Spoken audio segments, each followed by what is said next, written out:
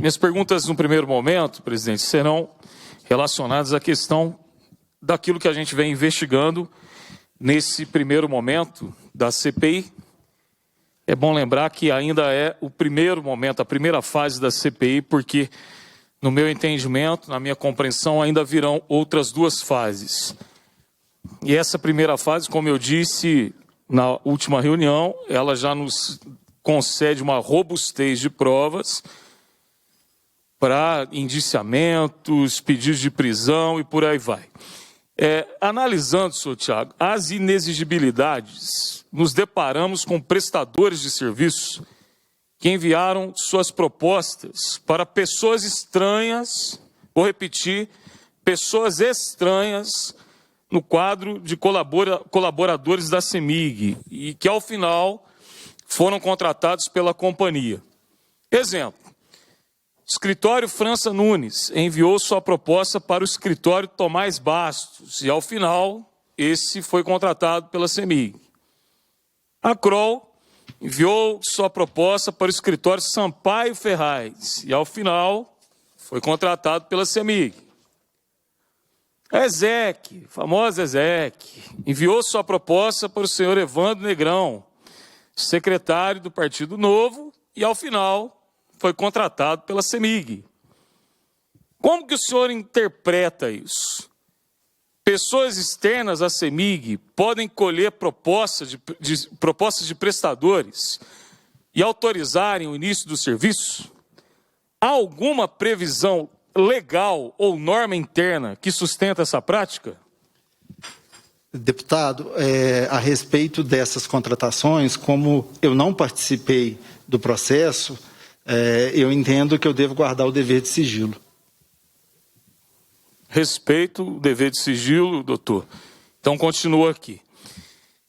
Por que todo parecer jurídico tem que passar pelo crivo do diretor jurídico, senhor Eduardo Soares? Essa prática, ela era adotada pelos diretores anteriores? Por exemplo, o senhor Luciano Ferraz, ele adotava esse tipo de prática?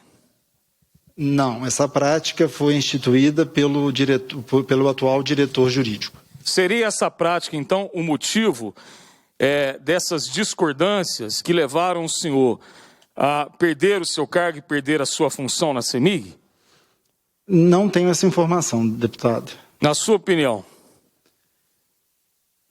Não posso afirmar, nem mesmo a minha opinião, porque as informações que eu recebi não me permitem tirar essa conclusão de uma forma tão direta. Percebemos que o próprio diretor jurídico, o senhor Eduardo Soares, foi o responsável por emitir pareceres jurídicos. Por exemplo, Elival Ramos, Gentil Monteiro, Russell Reynolds e IBM Brasil. O senhor e a sua equipe foram acionados para emitir pareceres para essas contratações? Sim ou não? Não. O senhor sabe me dizer por que... Deixa eu só complementar, né? O senhor está me dizendo que foi o próprio diretor que emitiu o parecer. Certo. Como são muitos pareceres, eu não me lembro se a gente emitiu algum parecer nesses casos. Mas se foi o diretor que emitiu, nós não recebemos o pedido. Isso eu posso afirmar. Mas o senhor sabe me dizer por que o senhor Eduardo Soares é que emitiu esses pareceres? Não sei. Nós percebemos também que, em outros casos, o diretor jurídico Eduardo Soares, ao receber o parecer jurídico elaborado por um advogado, olha o que ele faz. Ele ou complementa ou até mesmo ele corrige. Como é que o senhor avalia essa prática? Deputado, eu acho, na minha opinião, é uma prática que eu entendo por correta, porque a posição dele de diretor indica a posição final da companhia. Especialmente quando ele apenas complementa o nosso estudo, dá mais robustez ao que a gente fez. Mas se ele tiver um posicionamento diferente, é dever dele manifestar aquele posicionamento, já que no novo fluxo ele se manifesta nos pareceres. Doutor, nós não estamos falando de complementação, nós estamos falando de alteração de pareceres jurídicos. Entendi. Aí a pergunta isso não seria visto como um abuso de autoridade? Por acaso, a OAB não restringe esse tipo de prática? Porque, na verdade, ele não altera os nossos pareceres. Eu não vi nenhum parecer em que ele alterou. Ele pode, ao final, fazer a sua manifestação e essa manifestação ser contrária à nossa. Mas aí fica com a assinatura dele como emissão dele, não nossa. Por isso é que eu digo que eu entendo que a prática em si não me parece estar incorreta. Aí a minha pergunta, porque eu não sou advogado e a maioria que está assistindo também não existe algum tipo de restrição na OAB? Código de ética dos advogados não estaria sendo desobedecido nesses casos? Que eu saiba, não. Ao receber uma demanda de elaboração de parecer jurídico para inexigibilidade, o senhor e sua equipe tinham autonomia para recusar essa demanda. Ou ainda, elaborar parecer jurídico, porém reprovando a contratação? Deputado, toda demanda que chegava para a gente, ela é distribuída para o advogado, né? O advogado faz um estudo. Depois disso, quando há necessidade, nós nos reunimos, discutimos, e eu entendo que sim, é possível elaboração de pareceres negando o pedido que está sendo feito. O senhor já recusou emitir parecer jurídico ou demonstrou desconforto e inconformismo em emitir algum parecer jurídico? Os pareceres jurídicos, isso é uma questão até interessante, porque o advogado, ele é procurado quando existem problemas, né? Nós temos algum problema que precisa ser resolvido. Então, situação de desconforto, ela pode existir, porque é muito melhor a gente trabalhar numa situação sem problema do que numa situação com problema. Então, eu não tenho como escolher aqueles processos em que eu vou emitir parecer ou não. Mas, independentemente disso, a análise ela é feita de acordo com o que a gente consegue sustentar. Conta uma situação em que o senhor ficou desconfortável na emissão desses pareceres, por favor. Aí eu vou ter que alegar o sigilo, porque nós estávamos tratando de questões da companhia e de informações que eu tive acesso na condição de advogado. Por exemplo, aqui, ó, o senhor tem a sua assinatura em vários contratos aqui. 12/2/2020, o senhor vai ratificar o parecer de Cláudia sobre a contratação da ESEC, que o Daniel Poliano também assinou, junto a uma nota técnica do seu Hudson. 23/3/2020, o senhor ratifica o parecer da Cláudia na contratação da Heidrich Struggles por 450 mil, também ratificado pelo Daniel Poliano. 6 milhões da Tutor Desenvolvimento. 22/5/2020, o senhor ratifica o parecer de Marcos Porto Barbosa. 29/5/2020, o senhor ratifica, é ratificado também pelo Daniel Poliano. 28/5/2020, dia do meu aniversário. Tiago ratifica o parecer de Cláudio e Daniel Poliano. 455 mil. 22/6/2020, o senhor ratifica o parecer, mais uma vez, para a contratação da ESEC. 6/7/2020, o senhor ratifica o parecer de Camila Tamara Falkenberg para a contratação de Álvares e Marçal por quase 4 milhões. O senhor ratifica em 29/8/2020 um parecer elaborado pela senhora Virgínia e também ratificado anteriormente pelo próprio Eduardo Soares. O que nos chama a atenção é porque o interesse tão grande do senhor Eduardo Soares em ratificar ele próprio a contratação de uma coworking em São Paulo. O senhor vai me desculpar, senhor Tiago, mas existem coisas aqui que por mais que se venha aqui nessa CPI com um discurso pronto, não entra na cabeça, não entra na nossa cabeça. Por mais que se tente colocar uma cortina de fumaça, nós olhamos para isso aqui e vemos, além de ilegalidades, questões imorais. Há uma imoralidade nesse tipo de prática que nós não conseguimos entender por que ela acontece. 1º de setembro de 2020, se libera a alteração do contrato da Bain & Company. Inclusive, o Eduardo Soares discorda parcialmente e diz que alterações nas propostas da empresa dependem do juízo de conveniência e oportunidade do gestor. Parecer de contratação é assinado pelo próprio Eduardo. Por que ele não é enviado para emissão de parecer dos advogados da CEMIG e das gerências? Da mesma forma com a contratação da Gentil Monteiro. A gente pesquisou, essa prática é nova na empresa, doutor. Ela não acontecia antes. Não havia isso antes na empresa, doutor. Então, isso gera em nós uma inconformidade, com todo respeito ao depoimento do senhor aqui nessa tarde. Contratação de coaching para o diretor-presidente, R$156 mil, precedida de parecer da advogada Cláudia, ratificada diretamente pelo senhor Eduardo Soares. Em 4/9/2020, o senhor emitiu seu acordo de parecer. A minha pergunta, em nenhum momento o senhor não se sentiu desconfortável em assinar esses pareceres? Deputado, em todos esses pareceres, nós tivemos uma avaliação técnica do advogado, baseado nas justificativas, na documentação enviada pelo consulente. Então, todo documento, todo o parecer, ele é técnico, ele tem uma manifestação única e exclusivamente técnica. O senhor lembra da justificativa técnica para a contratação do coach? Eu me lembro genericamente, né, que era o desenvolvimento do presidente. É uma importância assim que aflora para a gente ver que eu nem sei como é que já houve tantos dirigentes na CEMIG que nunca tiveram um coach. Então deve ser uma coisa assim altamente relevante e que precisa ser melhor esclarecido para que a gente não caia de novo nessa esparrela de ter dirigentes da CEMIG e de outros órgãos que não sejam atendidos por um coach. Toda a análise que nós fizemos está baseada nessas justificativas das áreas que são responsáveis pela sua produção e pela sua manutenção. Qual área que justificou a necessidade do... Foi a área de RH. Mas o senhor lembra do teor da justificativa? Eu lembro que falava muito do desenvolvimento do presidente, que era comum executivos terem esse tipo de desenvolvimento, mas realmente, a fundo, eu não me lembro, deputado. Posso retomar? Desculpa interromper. Não, se tiver mais perguntas, fique à vontade. Tem não? Não, pode continuar, né?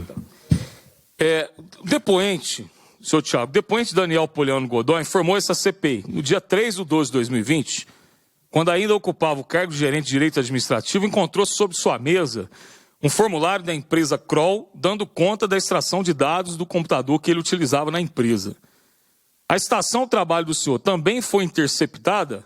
Quais as providências que o senhor tomou? Deputado, eu não posso afirmar que a minha estação foi investigada, porque pelas câmeras não é possível verificar se a minha máquina foi investigada.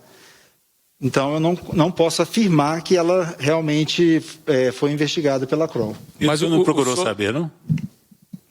Quando nós tomamos conhecimento quando o Daniel encontrou aquele documento na mesa dele, ele me trouxe, eu procurei o diretor jurídico solicitando informações. E ele disse que não sabia do que estava acontecendo e que nos daria um retorno. Como o retorno não veio, o Daniel solicitou acesso às câmeras. Depois que nós tivemos esse acesso às câmeras, nós realmente decidimos aguardar, porque percebemos que a diretoria tinha conhecimento do que estava acontecendo, porque é assessora do diretor jurídico que acompanha a pessoa que vai investigar as máquinas. E no dia da minha destituição, eu cobrei dele e ele me disse que eu não era investigado e que a coleta que estava sendo feita em razão de um processo investigativo maior que estava acontecendo na companhia. E eu entendi da nossa conversa que a minha máquina foi, sim, investigada.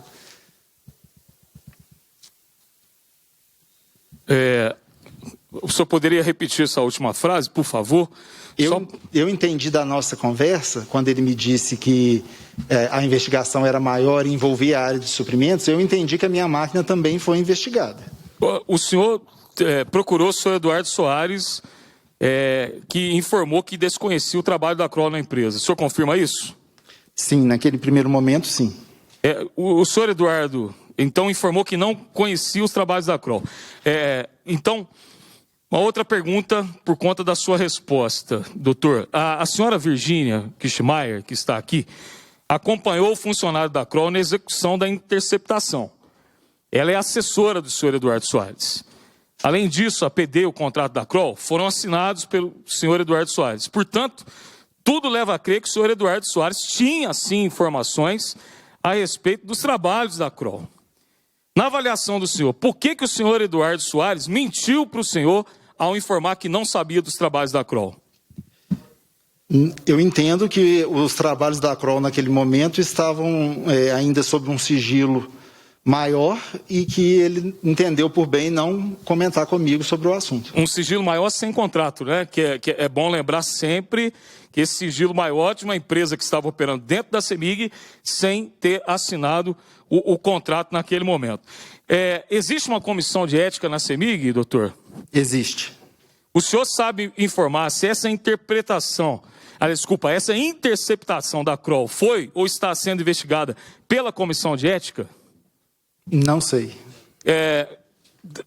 Presidente, eu queria que a nossa consultoria fizesse, então, um requerimento para que a Comissão de Ética da CEMIG nos informe se esse caso mais escandaloso que a gente já se deparou aqui na CPI, sobre quanto essa interceptação de dados pessoais, inclusive de advogados, sem o consentimento da OAB, sem o prestador de serviço ter qualquer contrato assinado com a CEMIG, que a Comissão de Ética nos informasse se isso está sendo investigado, se está sendo averiguado. Presidente, eu estou terminando essa primeira parte. Eu quero falar aqui sobre as justificativas de preço nas contratações diretas. O regramento de compras da CEMIG prevê a cotação justa a potenciais fornecedores, contratos semelhantes celebrados pela empresa e notas fiscais que seriam documentos idôneos para comprovar os preços de mercado. De acordo com a lei das estatais, regulamento de compras, seria possível aceitar, em substituição a esses documentos, metas propostas enviadas pela empresa contratante a outras empresas, doutor? Eu não ouvi a parte final, deputado. De acordo com a lei das estatais, regulamento de compras, seria possível aceitar, em substituição a esses documentos, os documentos que eu mencionei, de contratos semelhantes celebrados pela empresa, notas fiscais, que seriam documentos idôneos, etc., para comprovar preços de mercados, fecha parênteses, seria então possível aceitar, em substituição a esses documentos, metas propostas enviadas pela empresa contratante e outras empresas? Por exemplo, uma proposta de um escritório para outra empresa estatal, como sendo pesquisa de preços? O senhor está me questionando se é possível utilizar propostas da mesma empresa para comparação de preços, é isso? Exatamente. É possível, existe essa previsão, inclusive, no regulamento interno da CEMIG. Nós vimos muitos processos de convalidação. Essa tem se tornado uma regra na CEMIG. Ausência de pesquisa de mercado, prestação de serviços de consultorias iniciados a partir de contrato verbal, propostas enviadas para pessoas estranhas à CEMIG, que quebra o primeiro ato da contratação direta ou licitação, que é a justificativa e a solicitação de contratação, ausência da comprovação de prestação de serviços e ausência de comprovação de notória especialização, que admitem a convalidação. Por que será que os contratos de valores menores, como coworking, coaching, são assinados pelo diretor jurídico? Ele não teria contratos maiores e mais importantes para avaliar? Eu não tenho essa informação, deputado. Não sei quem assinou esses contratos e por que foram assinados, pelo que o senhor está dizendo, pelo doutor Eduardo. Por enquanto são essas perguntas, presidente. Passo a palavra agora ao deputado professor Cleiton.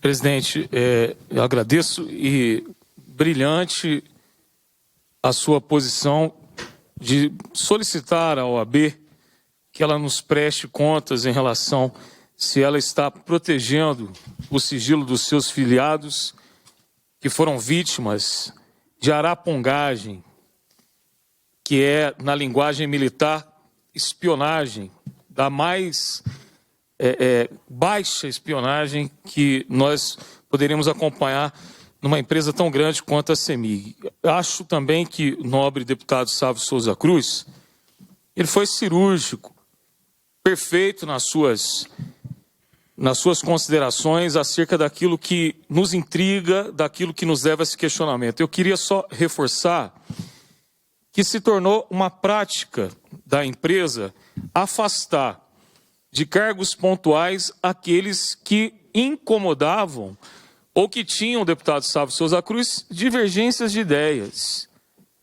Queria trazer aqui também o pessoal do suprimento, que tantas vezes são atacados aqui na CPI, mas nós tivemos acesso ao inquérito no Ministério Público.